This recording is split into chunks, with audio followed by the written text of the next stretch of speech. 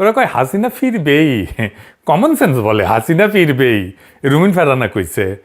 শুধু তাই না, আবার কয় বাংলাদেশের রাজনীতিতে নাকি হাসিনার অবদান আছে। ওরে বাবা, মরে যাই। শুনেন, ওনার পরিবার এবং ওনার বাংলাদেশের রাজনীতিতে দীর্ঘদিনের অবদান আছে এবং ওনার পরিবারকে সপরিবারে হত্যা করা হয়েছে। বাংলাদেশে যদি উনি ফিরে না আসেন, ওনার দলের অবস্থা কি দাঁড়াবে বা ওনার এতদিনের যে রাজনৈতিক ইতিহাস সেটারই বা কি দাঁড়াবে, এই সকল কিছু বিবেচনা আমার কমন সেন্স বলে উনি ফিরে আসবে।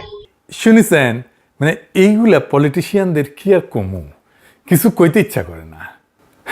কয় সপরিবারে মাইরা ফেলা হয়েছে, তো কি হয়েছে? পরিবারতন্ত্র কায়েম করে দেশকে নিজের জমিদারি বানাইলে তো সপরিবারের জয় বাংলা করে দেওয়া হবে। হাসিনা তো তার পরিবারের সবাই একে একে বাইর করে দিচ্ছে 5ই আগস্টের আগে, তারপরে তার দলের কর্মীদেরকে ফেলায় রেখে চলে গেছে। এই রুমিন ফারহানা যে পরিবার সহ মাইরা ফেলাইছে কইতেছে, ওর আব্বু অলি আহাদ কি কইছিল জিয়া রহমানের আমলে 15 আগস্টে নাজাদ দিবস পালন করেছিল। এডিটর সাহেব দেখান, ভালো করে আন্ডারলাইন করে দেখান। কইছিল কর্নেল ফারুক আর কর্নেল রশিদ আল্লাহর নিয়ামত হিসেবে আসিছিল। দেখিছেন, ওই সময় কর্নেল ফারুক আর খন্দকার মোস্তাক জেলে ছিল, আর কইছিল যে এরা আজকে জেলে, আর যারা ইন্ডিয়া পালায় গেছে তারা ফিরে এসে রাজনীতি করতেছে। যাই হোক, হাসিনা কেন সাংবাদিক সম্মেলন করছে ইন্ডিয়ায়, কেন করছে আমি আগের এপিসোডে কইছিলাম, রাজনৈতিকভাবে প্রাসঙ্গিক থাকার জন্য, পলিটিক্যালি রেলেভেন্ট থাকার জন্য। তার দলের লোকজন দিয়া তার কিছু করতে পারতেছে না, এখন সেই জন্য তারাই মাঠে নামতে হইতেছে। কইছিল ভিডিও করে আসবে। হ্যাঁ, কি শুনেছি কিছু কিছু মাতারি নাকি ইমু সার্ভিস দেয়, ভিডিও কলে 200 টাকা নিয়ে আবার অডিও কল দেয়। তো কাটালটা শিখে গেছে টেকনিক, বুঝেছাও। বিএনপি সরকারের পররাষ্ট্র মন্ত্রণালয় হাসিনার সংবাদ সম্মেলন নিয়ে বিবৃতি দিচ্ছে, দুর্দান্ত বিবৃতি দিচ্ছে, বাঘের বাচ্চা একেবারে। এই দেশে বাঘের গর্জন দেয়। কইছে বাংলাদেশ এই ঘটনায় তীব্রভাবে ক্ষুব্ধ। এই খুনি হাসিনা যে বিষাক্ত বিষোদ্গার করে, ইন্ডিয়া এই কাজ কইরা সার্বভৌমত্বের প্রতি অবমাননা করছে। জুলাই বিপ্লবের শহীদদের প্রতি এটি তার একটা গুরুতর মারাত্মক অপমান। হাসিনার শাসনকে ফ্যাসিস্ট শাসন, হাসিনাকে গণহত্যাকারী, গণহত্যার দায়ে দণ্ডিত ব্যক্তি, তার দলকে অপরাধী চক্র, সহযোগী গোষ্ঠী, মাফিয়া এন্টারপ্রাইজ বলছে। ইন্ডিয়াকে বলছে যে বাংলাদেশ কখনো তার করদ রাজ্য হবে না।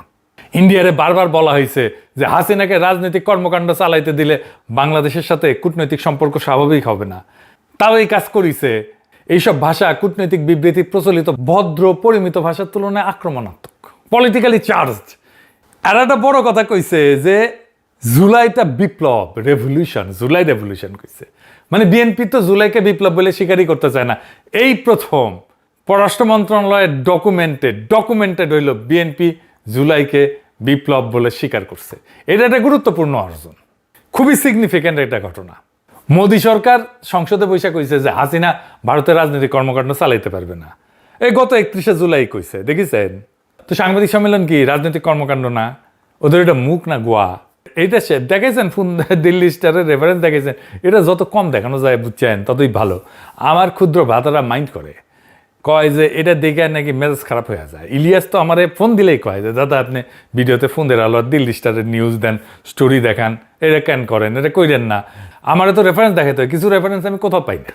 ধরেন আজকে একটা কাজ করেছিলাম, একটা এপিসোডের কাজ করেছিলাম, করতে হতে একটা রেফারেন্সের দরকার। ওয়ার্ল্ড ব্যাংকের সাথে সরকারি কেনাকাটা নিয়ে হাসিনা সরকার একটা বড় ঝামেলা হয়েছিল সেই 2009 সালে। $1.5 বিলিয়ন লোন আটকে দিছিল কিন্তু ওয়ার্ল্ড ব্যাংক। তো আপনি নিউজ কোথাও খুঁজে পাবেন না, কোথাও না, দিল্লি স্টার ছাড়া। তো আমারে আরো দীর্ঘ সময় এই আর্কাইভের উপরে, এদের আর্কাইভের উপরে নির্ভর করতে হবে, উপায় নাই। কারণ আমাদের তো কোনো মিডিয়া দাঁড়ায় নাই, তো এখনো মিডিয়া দাঁড়ায় নাই। বাঙ্গুদের আগে বাইজি বাড়িতে যাওয়ার রেওয়াজ ছিল, জানেন তো? বাড়িতে কালে বউ আসছিল, তারপরেও ওই বউরা কইতো কুলবধূ, মানে যারা দিয়ে কুল বা বংশ রক্ষা হয়। কিন্তু এই কুলবধূর রগে এই প্রেম রং ঢং এই সমস্ত হইতো না, শুধু বংশ রক্ষাই হইতো। তো বাঙ্গুদের সেই প্রেমের অভাবটা পূরণ করতো বাইজিরা, সেজন্য বাইজি বাড়িতে যেত। তা আমাদের কুলবধূ মিডিয়া যারা আছে আর কি, তারা দিল্লি স্টার বা ফোনদের আলো এই বাইজের অভাব পূরণ না করা পর্যন্ত আমাদের বাইজে বাড়িতে যাইতেই হইতেছে। কুলবধূর কাছে যা পাওয়া যাবে না, তার জন্য বাইজের উপরে নির্ভর করে তো বাঙ্গুদের নিয়তি, তাই না? তা আমারও নিয়তি হয়েছে। যাই হোক, মনে আছে তো ওই যে এসকেএফ কোম্পানির ওষুধ বয়কট আর মেরিল কসমেটিক্স বয়কট, এই দুইটা থেকে ফোনদের আলো দিল্লি স্টারের টেকা আসে কলে কেনা বন্ধ করে দেন, সুখে ঘুটে হয়ে যাবে। যাই হোক, আলাপে ফিরে আসি। আমরা বুঝে নি যে হাসিনা এবং আওয়ামী লীগটা আসলে কি। হাসিনা আর আওয়ামী লীগ এরা হইতেছে বাংলাদেশে ইন্ডিয়ার এজেন্ট। শেখ হাসিনার যদি কোনো রকম বিন্দুমাত্র ক্ষতি করার চেষ্টা করা হয়, সেটা বাংলাদেশের মাটিতে হোক আর ভারতের মাটিতে হোক, বাংলাদেশ কিন্তু আর বাংলাদেশ থাকবে না। আওয়ামী লীগ যতদিন ক্ষমতায় থাকবে ততদিন সে বাংলাদেশকে ইন্ডিয়ার করদ্রাজ্য বানায় রাখবে, এমন কিছু দিবে ইন্ডিয়া যা চিরদিন মনে রাখবে, বুঝিছাও। আর যখন ক্ষমতায় থাকবে না তখন বাংলাদেশকে অস্থিতিশীল করে রাখবে। 1975-এ এই কাদের সিদ্দিকিরা ইন্ডিয়া পলায় গিয়া বাংলাদেশের বিরুদ্ধে যুদ্ধ করেছে, বাংলাদেশের বিরুদ্ধে যুদ্ধ করেছে অস্ত্র হাতে, ইন্ডিয়া ক্যাম্প কইরা এই মেঘালয় আসাম ওই অঞ্চলগুলোতে। আওয়ামী লীগ একমাত্র রাজনৈতিক দল যে স্বাধীন বাংলাদেশের বিরুদ্ধে বিদেশের মাটিতে বসে আনুষ্ঠানিকভাবে যুদ্ধ করে গেছে আমাদের সেনাবাহিনীর সাথে বছরের পর বছর, 75 থেকে 77 পর্যন্ত। ইন্ডিয়ার মেঘালয় আসাম সীমান্ত এলাকায় ঘাঁটি স্থাপন করছিল, বিএসএফ সাহায্য করত, অস্ত্র দিত। হাসিনার প্রত্যক্ষ সমর্থন ছিল। হাসিনা চিঠিতে যোগাযোগ রাখতো কাদের সিদ্দিকির সাথে, নির্দেশ দিত কাদের সিদ্দিকে, ওকে ডাকতো বজ্র বইলা, কইতো আমি তোমাদের ক্যাম্পে গিয়ে রান্না করে দিয়ে আসবো। উরে বাবা, কাদের সিদ্দিকি নিজে বলছে তার ওই বাহিনীতে প্রায় 10,000-এর মতো সেনা ছিল। কোনো বিচার হয়েছে ওর? রাষ্ট্রের বিরুদ্ধে যুদ্ধ তো বিচার হওয়া উচিত, ওর তো ফাঁসি হওয়া উচিত। আরামজাদারা আমাদের বলে নাকি আমরা নাকি জঙ্গি। তারা স্বাধীন দেশে একটা বৈধ সরকারের বিরুদ্ধে বিদেশের মাটিতে থেকে যুদ্ধ করছে, কোনো শাস্তি হয় না, তার বিচার হয় নাই। এই জন্য এগুলোর এত বাড়বাড়ন্ত, এই জন্য এগুলো এত লাফায়। ওরা মনে করে যে ওদের কিছুই হবে না। এই মনে করাটা বন্ধ করে দিতে হবে। তারপরে কি হইলো? কাদের সিদ্দিকি শেষ হইলো, তারপরে শুরু হলো শান্তি বাহিনী। বাহ! তারপরে 1991 খালেদা জিয়া সরকার গঠন করলো, শুরু হলো 71-এর ঘাতক দালাল নির্মূল কমিটির নামে অস্থিরতা। সারা দেশে কি অস্থিরতা করছে, চারিদিকে মারপিট লেগে থাকতো। তারপরে করলো 200 দিন হরতাল, তারপরে হইলো সিরিজ বোমা হামলা। হাসিনা নিজে বলছিল যে একদিনের জন্য শান্তিতে থাকতে দেবে না, কথা রাখিছিল হাসিনা। বাংলাদেশে হাসিনা বা আওয়ামী লীগ ক্ষমতায় না থাকলে বাংলাদেশকে তামা তামা করে দিবে, এটাই ইন্ডিয়ান পলিসি। হাসিনার মনে, হাসিনার দলের লোকদের মনে বিন্দুমাত্র গ্লানি আছে, অনুশোচনা আছে? নাই। এরা মনে করে হাসিনার শাসন ঠিক আছে, তারা মনে করে হাসিনা কোনো গণহত্যা করে নাই, আমরাই বরং জঙ্গি, পুলিশ হত্যা করছি। এই 2 বছর আগের ইতিহাস এইভাবে পাল্টায় দেয় এত ডকুমেন্টেশন থাকার পরে, জাতিসংঘের তদন্তের পরে, তাইলে বুঝেন 1971-এর ইতিহাস নিয়ে কি রাহাজানি করছে আওয়ামী লীগ। এদের দাবরানির উপরে রাখবেন, এরা সোজা থাকবে। এদের সাথে মানুষের মতো আচরণ করছেন তো মরছেন, ওরাই আপার হ্যান্ড নিয়ে নেবে। আওয়ামী লীগের পক্ষে যে বয়ান উৎপাদন করবে যেই হোক, তারই জয় বাংলা করে না দিলে এরা সোজা হবে না। বাকশালী পিটাইলে বরকত আছে। বিদেশের মাটিতে যেগুলো মস্তানি করবে সেগুলো বাংলাদেশের বাড়িতে গিয়া ধরবেন। এগুলো ভিতর ডিম, কয়টা কেস করেন 1 সপ্তাহের মধ্যে সোজা হয়ে যাবে, রুলারের মতো সোজা হয়ে যাবে। তবে আমার স্ট্র্যাটেজিতে বাকশালী আর ইন্ডিয়া দুটোই সাইজ হয়ে যাবে, একসাথে একেবারে রুলারের মতো সাইজ হয়ে যাবে। শুনবেন, জানেন তো আমার স্ট্র্যাটেজি করলে ফুল প্রুফ। বন্দুকের গুলি মিস হইতে পারে, আমার স্ট্র্যাটেজি মিস হবে না। কেমনি করবেন? হ্যাঁ, ফ্রি না, খালি সব ফ্রি, সব স্ট্র্যাটেজি ফ্রিতে কয়া দিই জন্য দাম নাই আমার। তাও কইতেছি, আসেন শুনেন, ইন্ডিয়া আর আওয়ামী লীগকে একই স্ট্র্যাটেজিতে দুটারই সাইজ করে দিতে পারবেন কিভাবে। আওয়ামী লীগ যদি সত্যি সত্যি জাউরম অব্যাহত রাখে, তাহলে ওদের ধরে ধরে জেনেভা ক্যাম্পের মতো একটা ক্যাম্প বানাইতে হবে, ওটা রাখতে হবে, নাগরিকত্ব কেড়ে নিতে হবে। ইন্ডিয়া পুশিন করলে সমান সংখ্যক বাকশালীকে ওই ক্যাম্প থেকে ধরে নিয়ে পুশব্যাক করে দিতে হবে ইন্ডিয়ায়। শুভেন্দু পশ্চিমবঙ্গে মুসলমানদের সাথে যে রাজনীতি করে, বাংলাদেশে বাকশালীর বিরুদ্ধে একই রাজনীতি করতে হবে। শুভেন্দু যে ধর বাংলাদেশি ধর করে যে তারায় না, এই যে দেখেন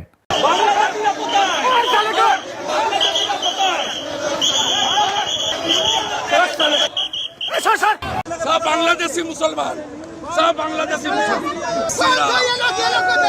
মুসলমান, হিন্দু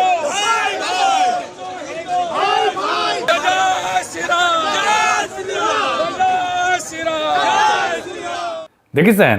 এইরকম করে পাড়ায় পাড়ায় অভিযান চালায় বাকশালী দরদর করতে হবে, ধৈর্য ওই ক্যাম্পে নিয়ে এসে রাখতে হবে।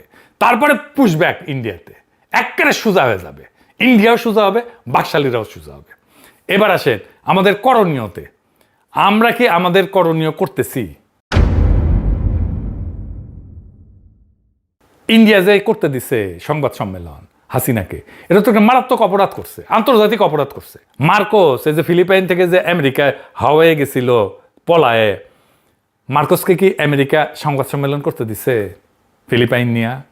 তারপরে বেন আলী তিউনিসিয়া থেকে সৌদি আরব পালিয়ে গেছিল, জেদ্দায় গেছিল, বেন আলীকে কি সৌদি আরব সংবাদ সম্মেলন করতে দিছে? তারপরে ভিক্টর ইয়ানুকোভিচ ও ইউক্রেন থেকে পালায় রাশিয়ায় গেছিল। ইয়ানুকোভিচকে কি রাশিয়া সংবাদ সম্মেলন করতে দিছে?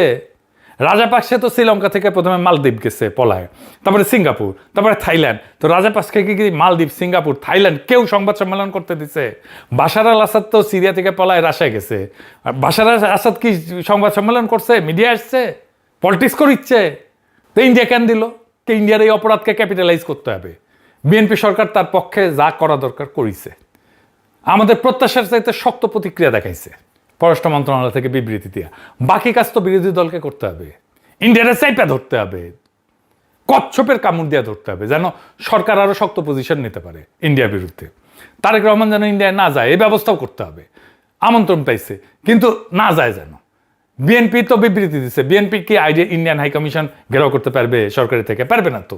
এটা বিরোধী দলকে করতে হবে। ইন্ডিয়ান ইন্টারেস্ট যা যা আছে তার সামনে নিয়ম করে বিক্ষোভ করতে হবে, অবরোধ করতে হবে, বন্ধ করে দিতে হবে ইন্ডিয়ান কালচারাল সেন্টার সহ সবগুলা।